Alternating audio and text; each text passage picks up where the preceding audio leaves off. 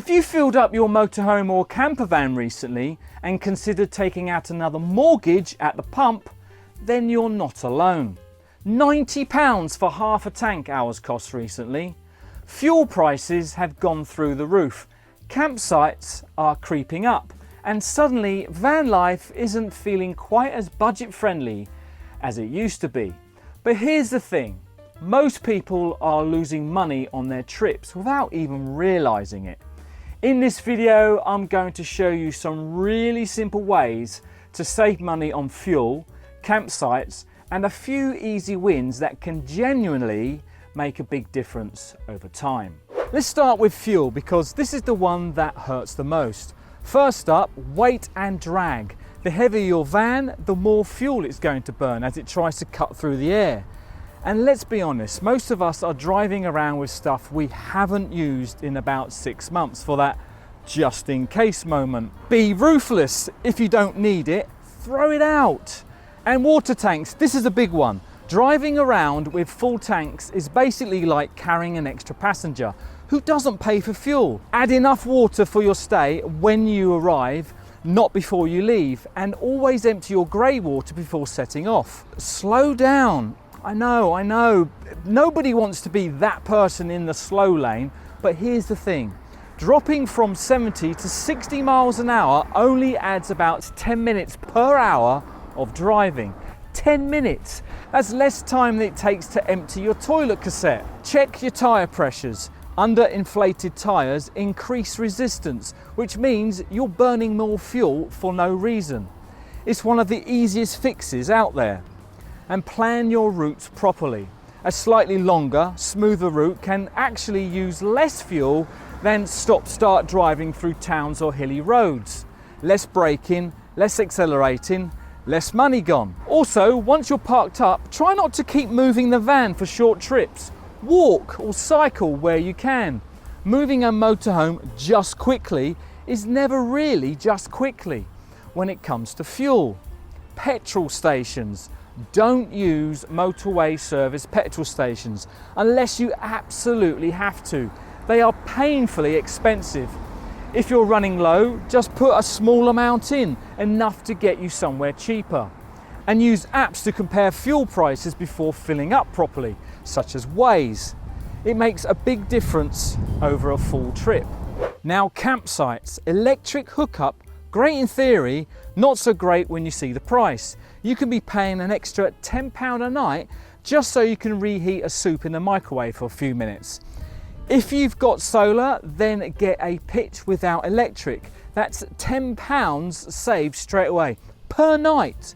More and more campsites are metering their electricity rather than a flat fee, which is great because you only pay for what you use. Or don't use a campsite at all. There are loads of apps that help you find places you can legally stay overnight. Just remember, this isn't full campsite mode. No chairs, no barbecue, no turning it into a garden party. Arrive late, leave early, and respect the place. Don't turn it into your own private campsite. You'll also find some pubs that let you stay overnight in their car parks. The unwritten rule is you go in for food or drinks, which, let's be honest, isn't exactly a hardship, though sometimes that meal ends up costing you more than a campsite. So maybe don't get too carried away, and remember, you're driving in the morning. You have to seek permission though. Give them a call before you arrive or ask them when you turn up.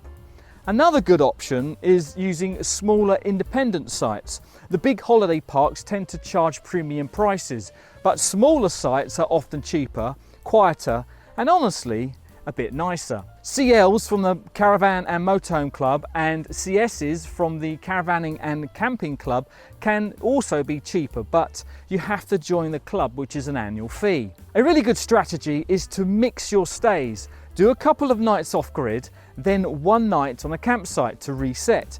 Empty tanks, charge everything, have a long shower, and then back to saving money again. Here's a few more easy wins that add up over a trip. Try to eat in a bit more. It's very easy to slip into "we're on a holiday" mode and eat out all the time, but even cutting that back slightly saves a surprising amount. Look for free days out. Some of the best parts of van life, walks, beaches, viewpoints, don't cost anything, and they're usually better than the expensive attractions anyway. When it comes to water, don't pay for it if you don't have to.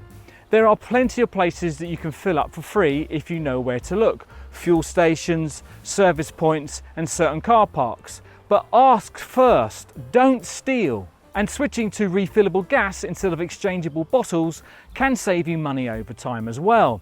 And it's a lot more convenient. And finally, timing. Traveling out of season, winter, spring, autumn, can make a huge difference. Campsites, ferries and attractions are cheaper, and you're not fighting for space everywhere you go. So yeah, the cost of motorhoming might be going up, but a lot of these tips are small changes that really add up over a full trip. If you found this helpful, give it a thumbs up and hype it on mobile. It really helps the channel. And if you've got your own money saving tips, drop them in the doobly-doo, because I'm always looking for new ideas. Watch our other videos before you decide to subscribe, and I'll see you in the next one. Goodbye.